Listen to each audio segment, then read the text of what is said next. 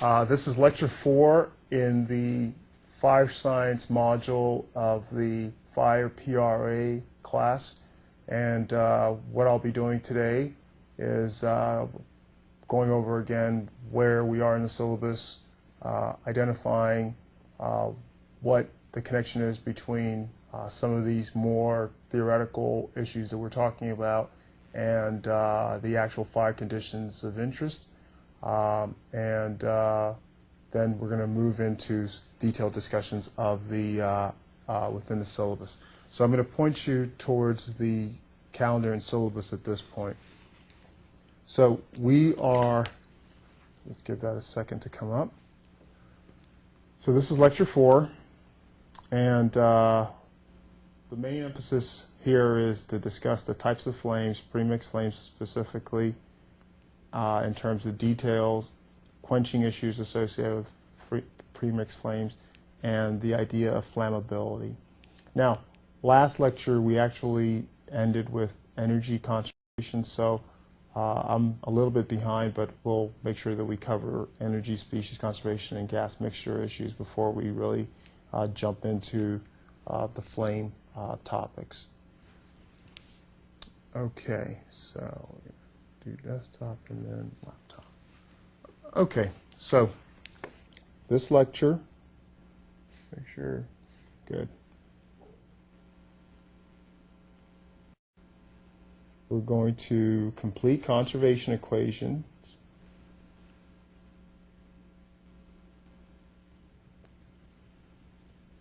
And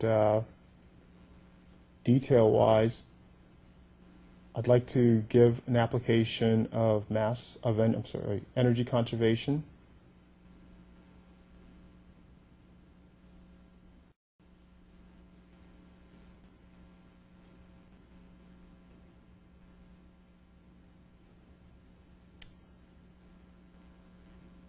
Derive and apply species conservation.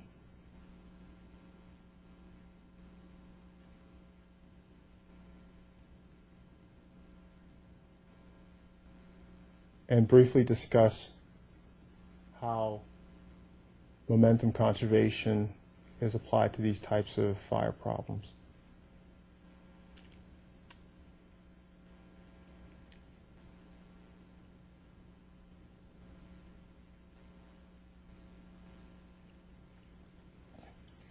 So this is a major topic. Then the other major topic is to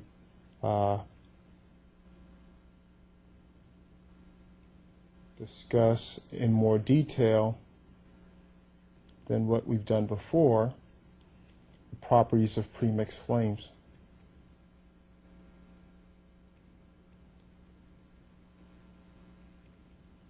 So up until now we've talked about this as an interface, but we want to start putting a little bit more detail into this description.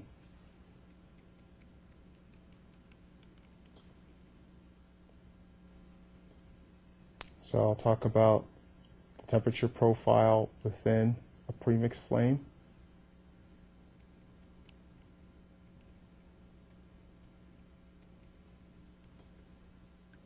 and what is meant by the laminar flame speed for these flames.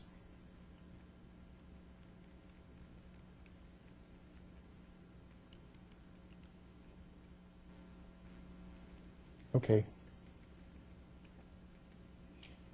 So quickly, as far as a review,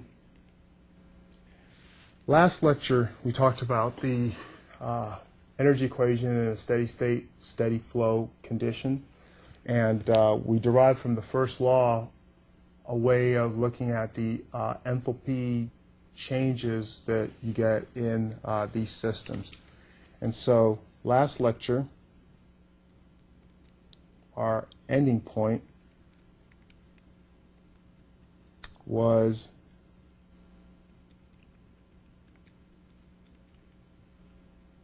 a statement of the first law for steady flow processes. And again, that's the first law of thermodynamics.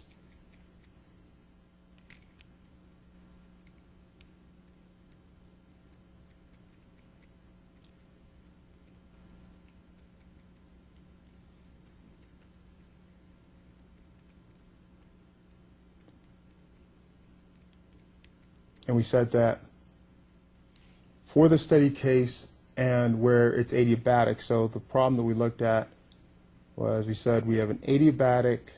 Remember, adiabatic means that there is no heat transfer. So we have an adiabatic channel or pipe where we have a flow of some gas and it's a reactant. So it's fuel and oxidizer mixed together. And out the other side, we have products. And we said that for a steady case where there is no shaft work, that the statement here is that the mass flow rate in times the enthalpy in is equal to the mass flow rate out times the enthalpy out. And because the mass flow rates are equal to each other, this is a really two-port problem, and single inflow and a single outflow, and it's steady, so there's no mass accumulation. So because from mass conservation, m dot in is equal to m dot out, again, this is a consequence of mass conservation,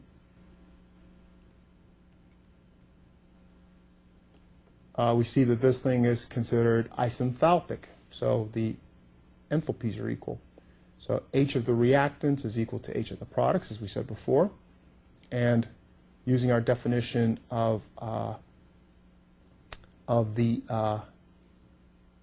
enthalpy in terms of temperature and specific heat capacity,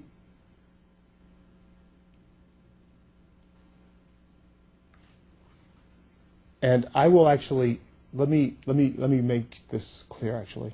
So the scenario that we're talking about here is one in which we have a single species, okay, so a single composition that doesn't change,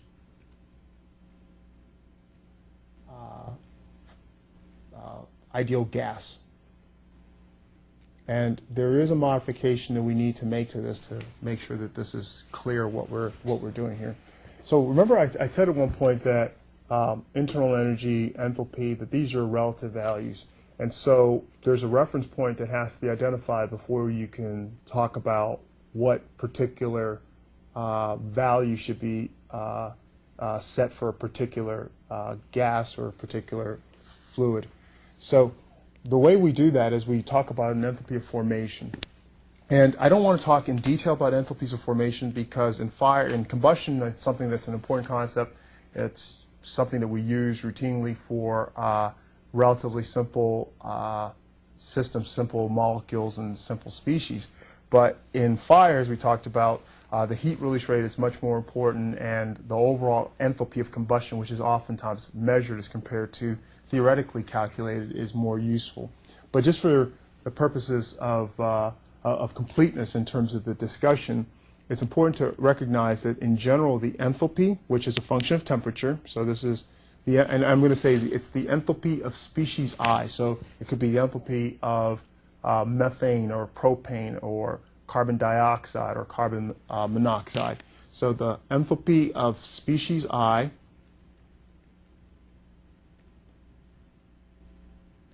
so we tag it by this just to make it general. We say it's equal to the enthalpy of formation at a reference condition plus, and there are a lot of different ways that we can write this. We can write this now as an example, the change in enthalpy between this reference condition, this reference temperature, to the temperature of interest and now I can write in here, for example, dH. And it seems sort of silly. You say, well, what does that mean? Are you saying that it's just H of T minus H of T0? Yes. And the reason we sometimes do that is because it's clearer than what might sometimes. So we can also do this, and this. So that here we have referenced it to a specific heat capacity that also can be a function of temperature.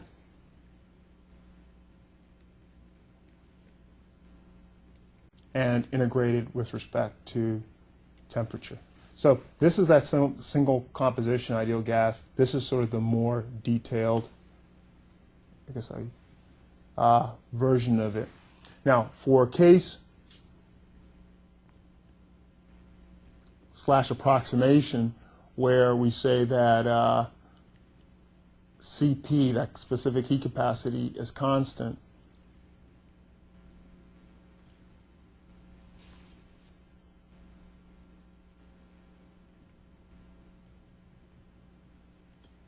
you see that HI of T is equal to the formation enthalpy plus CP T minus T0. Okay. Now, what we said practically then is, let's say that this is just a decomposition reaction of some sort, again, where we're just saying that there are reactants and products. What we said basically is that, or an interpretation of this is that the reactants have an enthalpy of this form,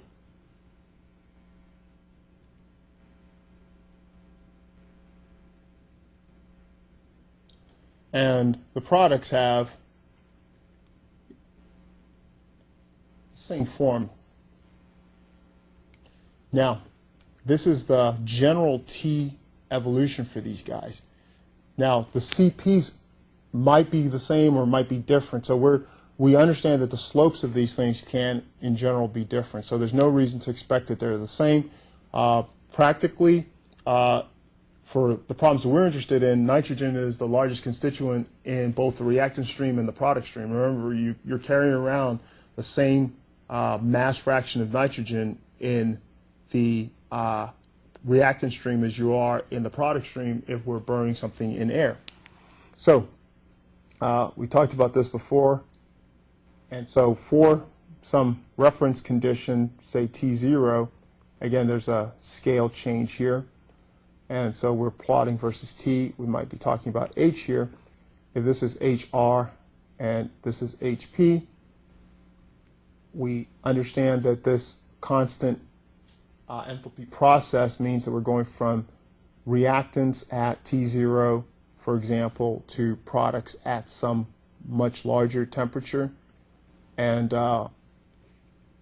again, if this is an adiabatic system, this is oftentimes thought of as an adiabatic flame temperature. Now, just because reactants are going to products doesn't mean necessarily there's a flame. So there are other issues that need to come into play, but at least it gives you a sense of what the bottom line is in terms of issues. And so let me just point out another thing here. The other thing to identify is that at constant temperature, so again, this is a reactor, at constant temperature, at this reference temperature, the difference in energy between the reactant stream and the product stream can be thought of in terms of this enthalpy of combustion. So we can identify the enthalpy of combustion in terms of this energy difference once we divide this thing by the either mass of fuel or moles of fuel. So the enthalpy of combustion, so from a graphical perspective,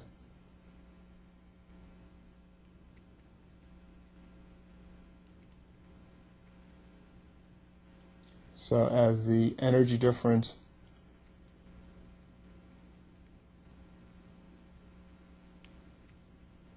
between the reactant stream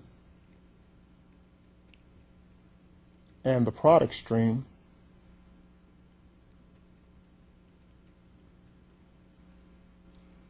divided by the amount of fuel. And that amount of fuel can either be on a mass basis or a mole basis.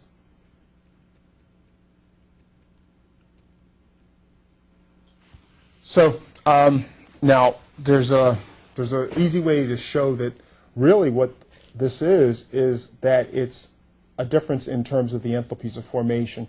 And like I said, the enthalpy of formation basis is not something that I want to focus on in this particular class. So we can show the delta HC is defined in terms of enthalpies of formation. So what we're going to assume for this class, and really practically in terms of most of the problems that you will look at, or fire engineer, fire protection engineer, or fire scientist will do, it is assumed that the enthalpy of combustion is a given value. And let's make this enthalpies of formation because it's a difference in enthalpies of formation. So for fire scientists, engineers,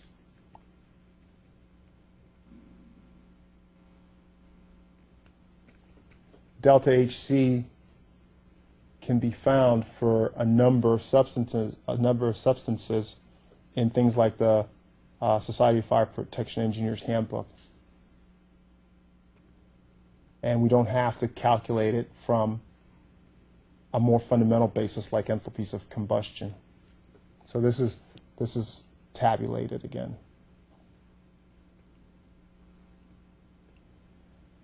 So let's take a look at an example where we're going to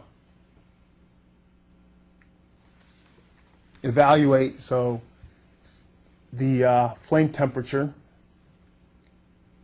based upon, so here we're saying calculate the adiabatic flame temperature at constant pressure for methane in air at stoichiometric mixture condition. And then later on, we'll talk about this later when we talk about the lower flammable limiter. So the first thing is we look at this equation. So right here, the arrow, it says that methane, CH4, plus a certain amount of air goes to CO2 plus water vapor plus nitrogen. We didn't talk about balancing chemical equations, but the assumption is that you know how to balance chemical equations. And so elemental balances on this say that one carbon on the left-hand side shows up, from that methane shows up as a carbon on the CO2, two hydrogens times the H2 in, I'm sorry, I say 2. The 4 hydrogens on the 4 atomic hydrogen on the left-hand side. It's a 4 atomic 2 of the molecular hydrogen in the water vapor. And then obviously we have to balance the O2s for this stoichiometric condition. Okay, and so the next step is a statement of the enthalpy conservation. And so let me just shift over to the tablet to derive that equation. So we're going to say it like this. If we're happy with the fact that H reactants are equal to this formation value for the reactants, plus, and now we're going to use a constant CP argument,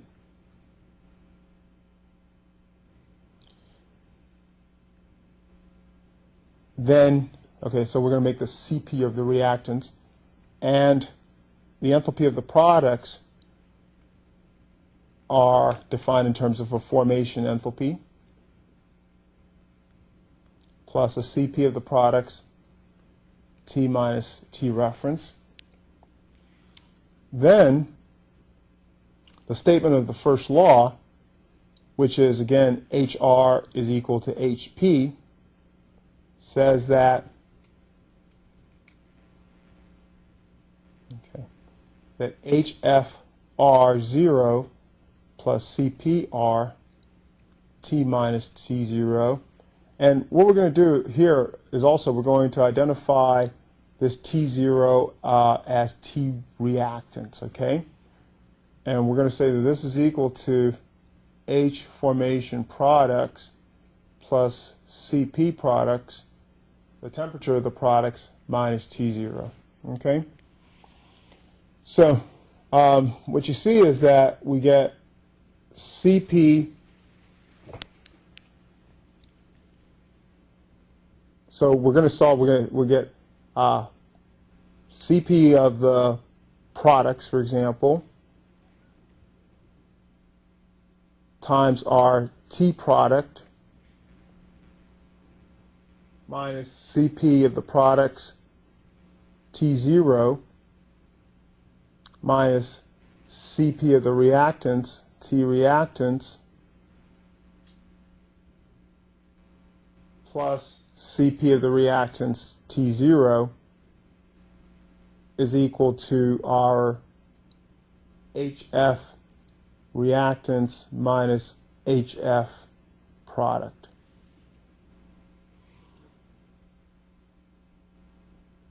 Okay, so solving for TP, the product temperature,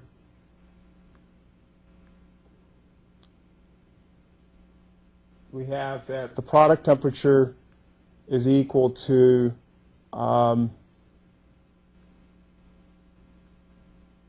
CPP T0, so we're going to put all that over here.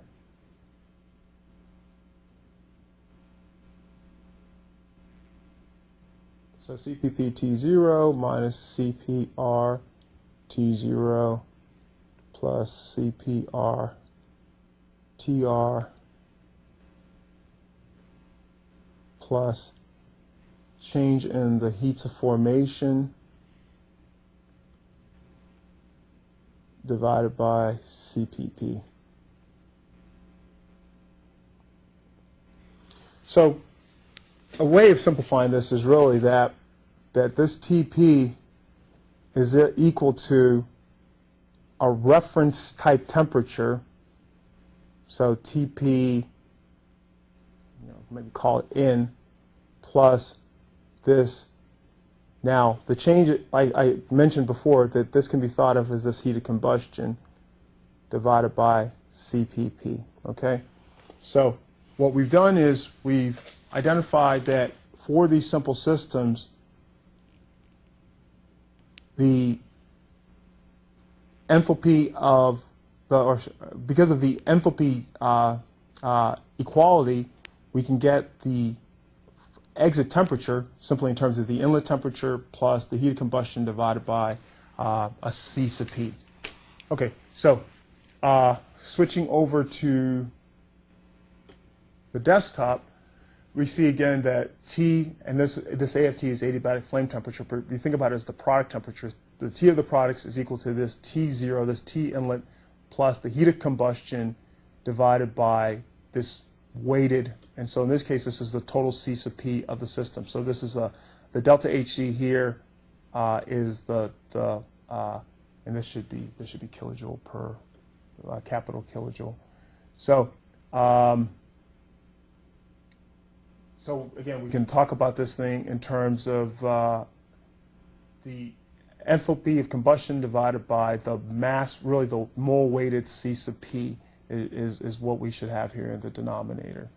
And so when we look at this, and again, I apologize, there's some typos here, because as we know, this dimensionally has to be joule per mole Kelvin.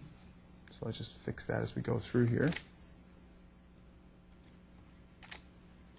And so as we go through it, we find that this T adiabatic flame temperature is equal to this 2,000 Kelvin approximately.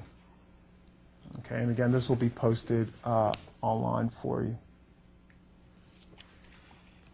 Okay, so we said that we're going to talk about the energy conservation and apply it to this adiabatic flame temperature. We're going to derive and apply species conservation. So just like we did with mass and energy conservation, we start with a description for a control mass. And so when we look at a control mass, we might consider something called a combustion bomb. So we have a vessel that's full of some mixture of gases. Again, let's take our CH4 plus O2 plus N2. So we have this methane, oxygen, nitrogen system. And what we want to ask is, what happens to the amounts of these different gases in this vessel if there's an ignition process and a flame develops in there and consumes the methane and the oxygen?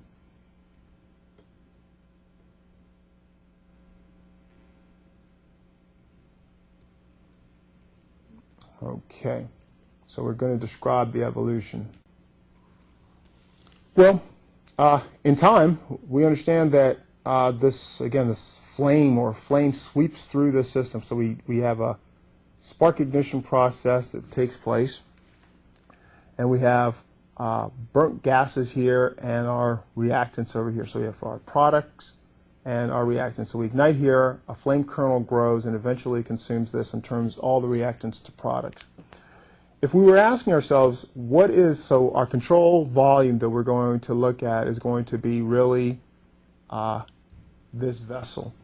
So when we ask ourselves the question of what is the control mass, control volume equivalent, so initially we're going to have everything around the whole vessel. And we ask ourselves, what does conservation of species look like? Well, conservation of species I, so this is the mass of species I, M sub I is the mass of species I.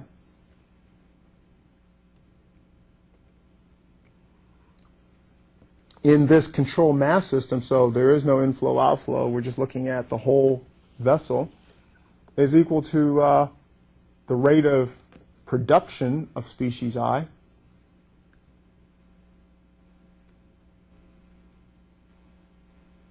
minus the rate of destruction of species I.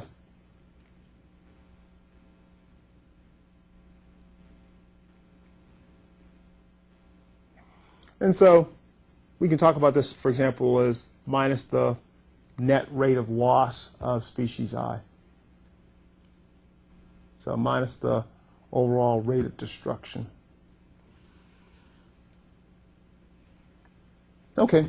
And if we were looking at this from the perspective of a control volume where there's inflow, outflow, so the problem that I like to think about for this is, well, unfortunately for you, again, I'm going to draw my favorite cartoon of a room, except now I'm going to tell you about a firefighting tactic. So when firefighters come to a structure on fire, typically the fire is spread so much, and perhaps it isn't flashover, but it's certainly the products of combustion are very much distributed through the structure. So this is, a doorway and a window over there. And what happens is that as they need to enter this fire as they enter this to try to suppress the fire, they have to go through, layers of smoke and heat, etc. And one way that helps to be able to get through this is to use something called mechanical ventilation. They use fans. And so these are large fans called positive pressure ventilation fans. So positive pressure ventilation, sometimes just abbreviated PPV.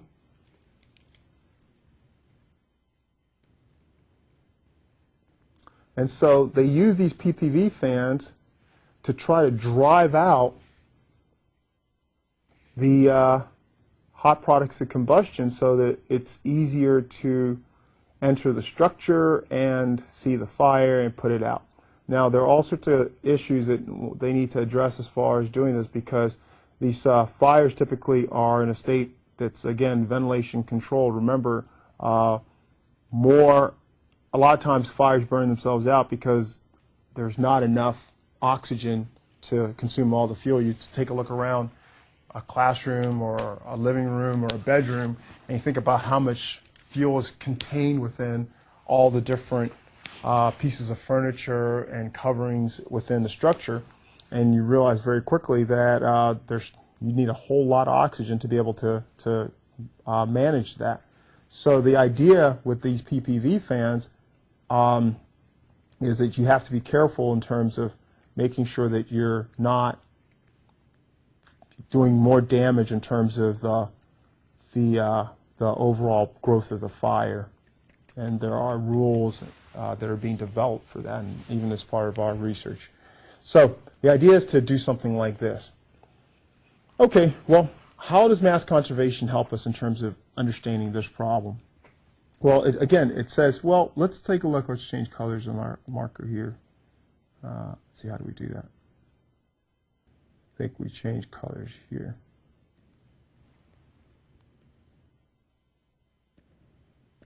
So let's say that our control volume is something like this part of the room. And what we're asking ourselves then is, what does the statement of mass conservation look like for that control volume? Well, it says that dmi dt, the change in mass of some species I in there, is equal to m dot in of I minus m dot out of I. And we could either say minus the rate of consumption of I net, or minus plus the rate of production of I net. So it doesn't really matter which way we go with that. Okay, so practically, what does this mean? All right, so practically,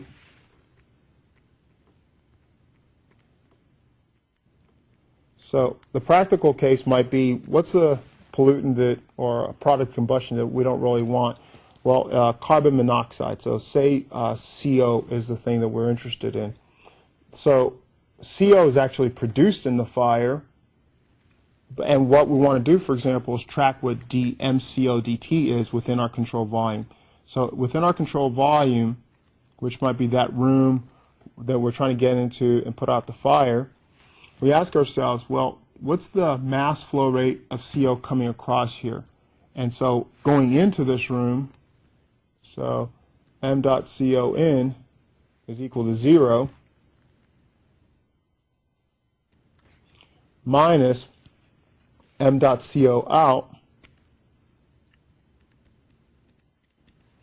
plus the rate of production of CO net because of the fire. Okay, so this is an important point to start talking about the gas mixture properties, because what we want to do is we want to relate MCO and M dot CO to each other somehow.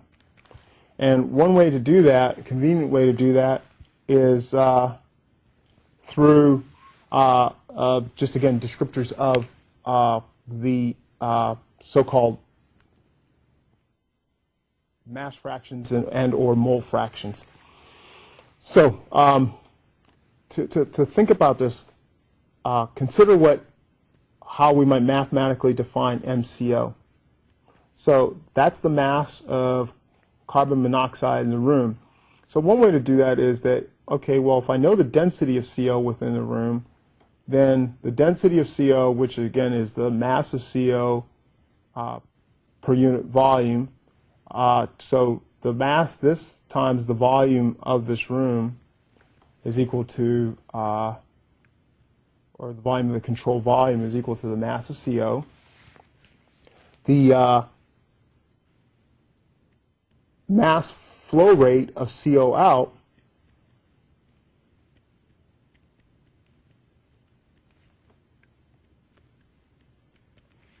m dot CO out is equal to, not too surprising, rho CO times the velocity of this flow times whatever our cross-sectional area of our vent is.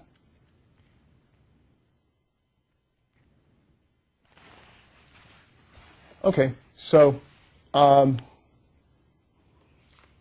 again we have dmco.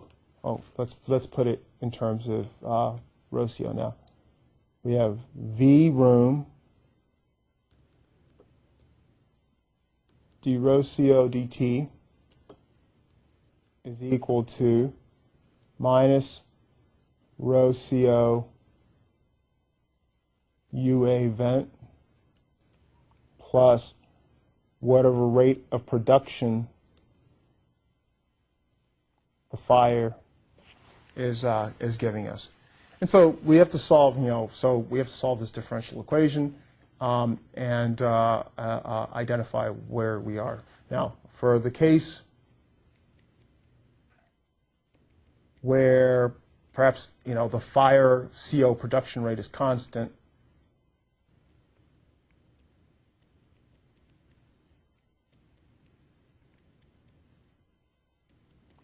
it's easy to see that there's an analytical solution.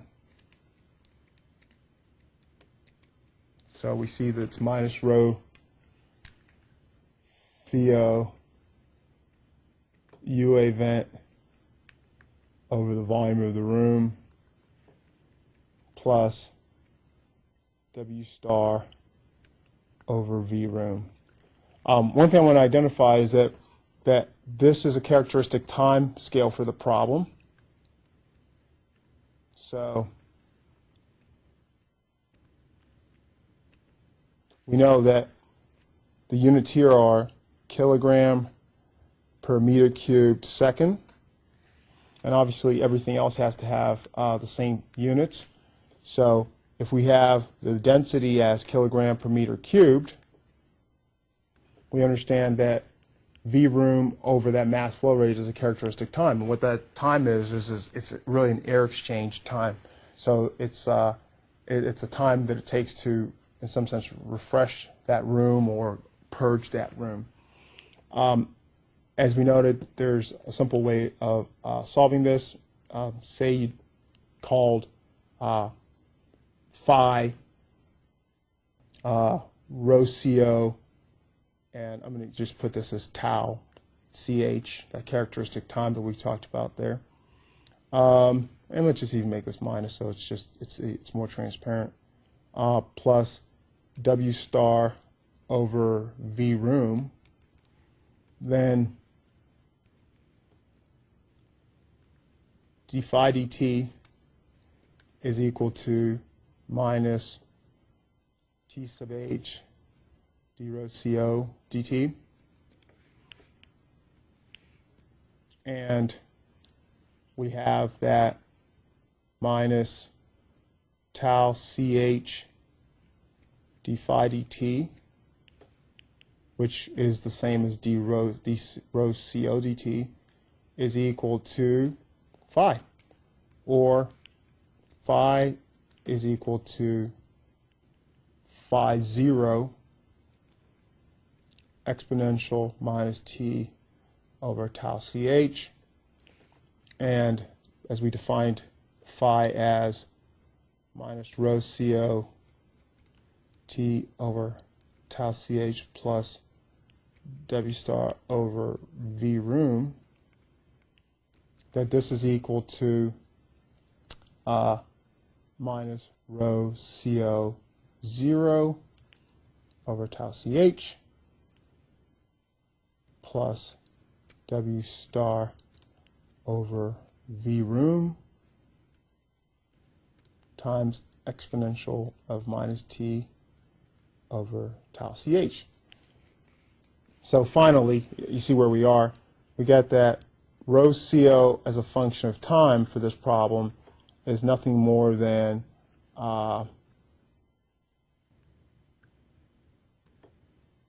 So this is going to be a minus, makes it a plus over here, W star tau CH over V room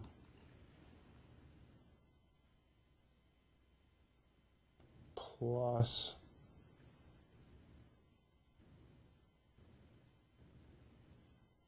rho CO over 0 tau CH minus W star over V room. And you're just going to say, hey, you forgot something. I sure did. And what I forgot was right here is tau CH times this. So let's just see if this makes any sense, okay? So how does this behave? Maybe we should write it a little neater first. So it says that the concentration of CO in this room, this density of CO in this room, at initial time, well, let's just, again, okay, maybe we won't write it neater. So as t goes to 0, it better equal our initial condition. So exponential of 0 is equal to 1. And so we have this term cancels out with this term, and so we just get the rho CO 0 is equal to what we defined, rho CO of 0. So the density of 0 is equal to 0, is equal to whatever it was initially. And more interestingly, it says that rho CO as t gets large, and really it's not even going to infinity per se. It's really, if we look at it, it says that as t over tau CH gets large. Okay, so the argument of this exponential, as that gets large, we know that it's an exponential of a negative term, and so we get that that's equal to 0. And so for that condition, we see that rho CO at large time is equal to W dot star characteristic time over the volume of the room. So this is actually useful, and we can do this for, for cleaning out problems. So I want you to really understand this example, because there are going to be other cases that we're going to do that are going to be very similar to this, and so please know how to apply this.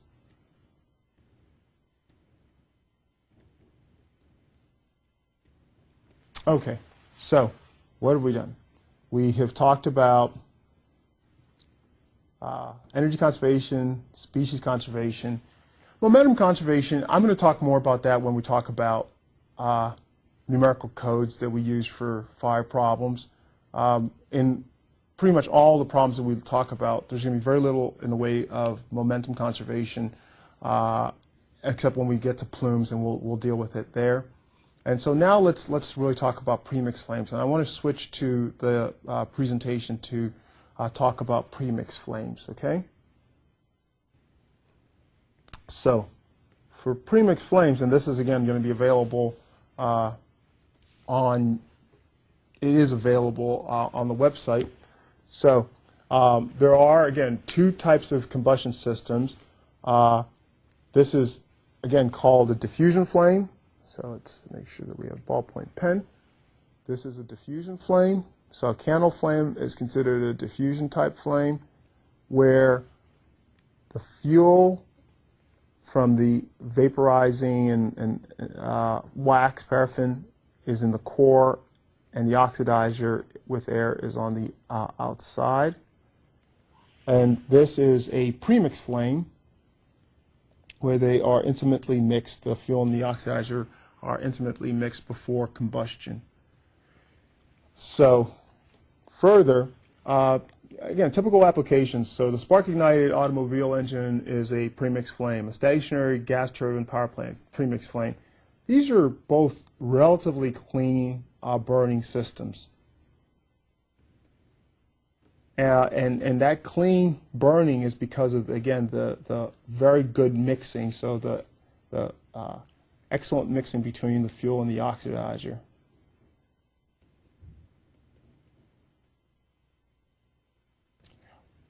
On the other hand, when we talk about diffusion flames, or these non-premixed flames, These are much dirtier. So coal power plant boiler, diesel engine, propulsion gas turbine, many furnaces, uncontrolled fire. And so one interesting issue is that why is a propulsion gas turbine engine, so something that's on a plane, different from a stationary gas turbine that for power generation? They're the same cycle, so it's a Brayton cycle in both cases. But the difference is this. You have incredibly more stable operating conditions when you operate in a diffusion flame configuration than when you operate in this premix flame configuration. So your turn down ratio, your ability to put more fuel in, get more power out, change things very quickly. So it's a lot more dynamic, and you have much more control in the propulsion gas turbine in this diffusion flame configuration than when you're working in a stationary gas power plant. Those things are incredibly finicky, the stationary gas power plants. And so a small change in operating condition, the flame could go out. You don't want that to happen at 36,000 feet. So the thing that we're interested in, of course, is uncontrolled fire, and that's another kind of diffusion flame. And we talked about this already, but let's again, premix flame, so a Bunsen burner, say that we cut the fuel flow, say we don't mix air into the Bunsen flame, then we again have a fuel core in an oxidizing environment as compared to where we mix the air in and we get this nice clean premix flame.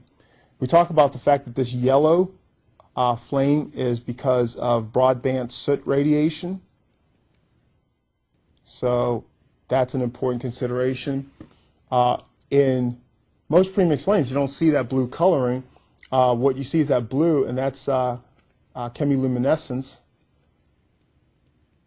from the CH bonds. So you get CH bond vibration stretching that causes that to occur.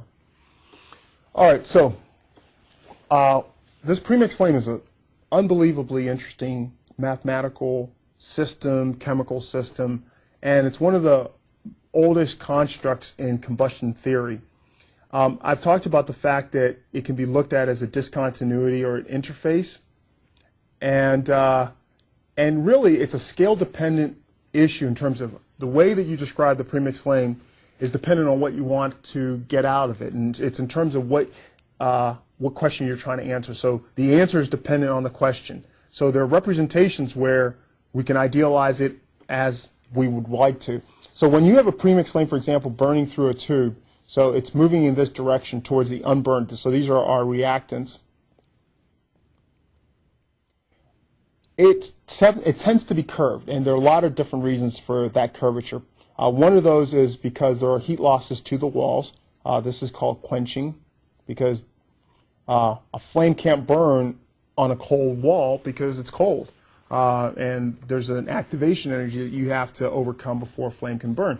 But typically, we oftentimes will even idealize this curved flame as being flat, and there are reasons for doing that. So let's take a look.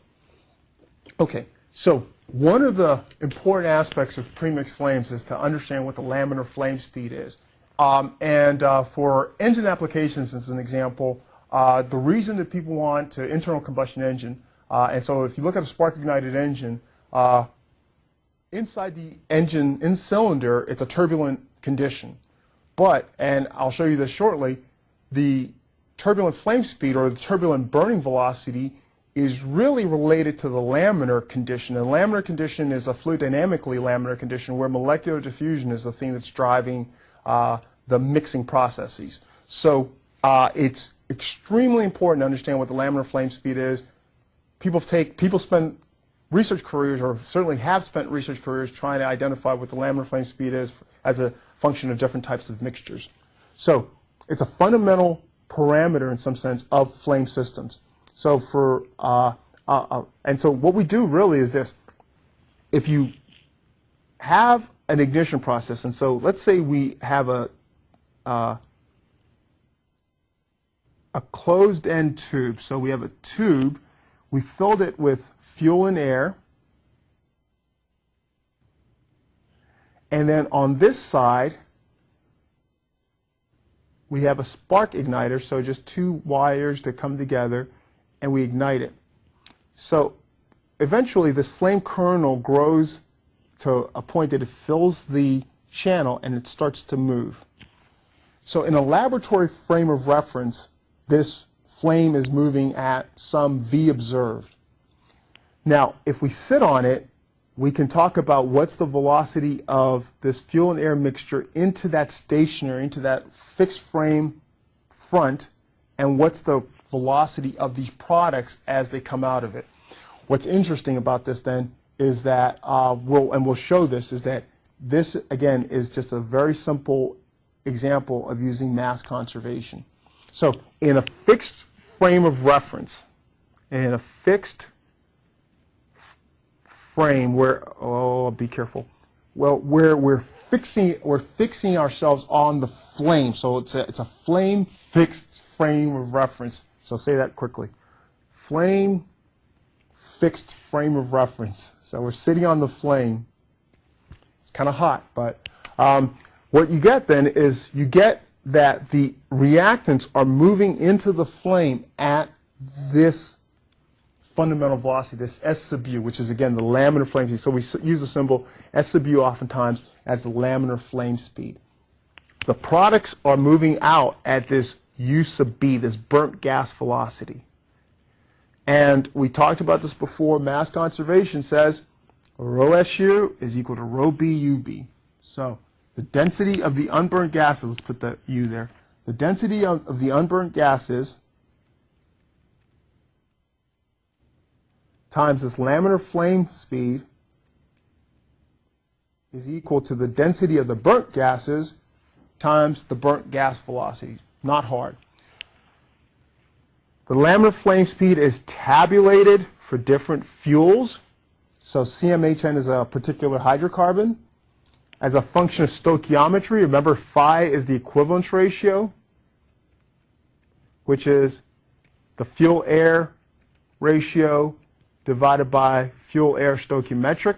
Remember we said that phi greater than 1 is rich, phi less than 1 is lean. And the unburnt gas velocity, okay? Now, if we wanted to take a look at the premix flame at a different type of scale, you know, what happens is this. This is really, really interesting. We talk about it as an interface. So I've drawn it like this before. I said, hey, you know, if you have a flame propagating in a channel, then, you know, there's a region where there's activity. The extent at, say, 1 atmosphere, so P is equal to 1 atmosphere. In atmospheric conditions, this is about the whole distance where you would know that there are changes in the flame. So you say you measure across here, it's about 100 micrometer. You know, so we're talking again about 1/10 of a millimeter human hair type dimensions, right? The thickness of the zone where reactions are actually occurring is more like 10 micrometers.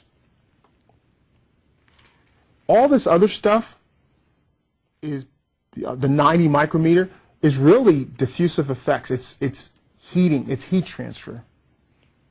So it's and mass transfer. It's diffusion of heat and species.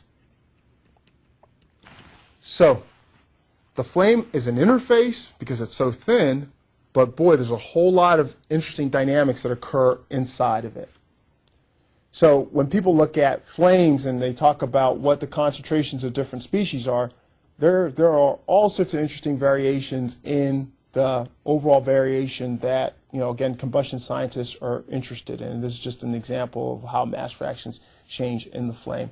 And so one interesting thing is that this is the nitrogen. So this is for a hydrogen-oxygen system. So this is water vapor. This is oxygen, and this is hydrogen. So one of the things that you note is that, well, this is a really interesting system actually, because you get a lot of penetration of the hydrogen upstream because of its diffusion properties. So it diffuses much more than oxygen. But you see that the nitrogen, as you would expect, doesn't change between the reactant stream and the product stream. Okay, we're going to stop here with this last slide, and then we'll go on more on Premix Flames in the next lecture. So, flame scaling. How do we approximate the thickness of a flame? I said that there's a region in the flame that's considered the preheat. So what we're showing here is the temperature profile, temperature versus distance, looking at a flame. So if it's, again, the case that we want to expand this idea of a flame from just an interface to something more interesting in terms of its signature, in terms of its variation in profiles. So, if we're looking at the variation of the species, and it might be better just say this is reactants, and so the product concentration would have to, say look something like that. So the reactants are large in the preheat region. The concentration in the burnt region of the products might be something like that, and this would be 0, of course. And so from a scaling perspective, and I'll mention this, this is the flame convective transfer, and this is really a conductive transfer mechanism. So this is conduction balances convection in the preheat zone. S sub U is the rate at which the convection occurs. So from a scaling perspective, we can show that the laminar flame speed can be scaled based upon the preheat zone thickness of the flame. And what I'll actually talk about again is that we can sort of invert this. We can think about this either way. We can think about, say, delta, the flame thickness is approximately equal to the thermal diffusivity divided by the laminar flame speed. So alpha is thermal diffusivity divided by laminar flame speed. Thermal diffusivity, of course, is just K over rho C. So that's our, and it has units of meters squared per second. Okay, so this is a good stopping point, and we'll continue in Lecture 5. We'll complete laminar flames and start talking about ignition and ignition energy.